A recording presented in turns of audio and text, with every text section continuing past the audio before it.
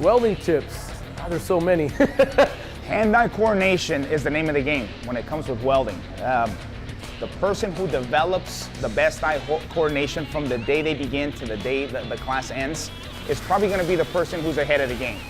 When it comes to certification, quality is king.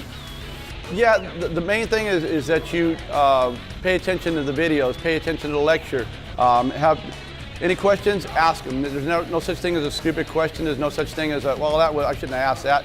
Because if you don't ask, then you don't know. Okay, that's what we're here for. We got, combined all of us, the instructors, we got almost 90 years of theory behind us and training. So we've been a lot of experiences, and we want the guys not to make our mistakes, but to better themselves so that their future is better.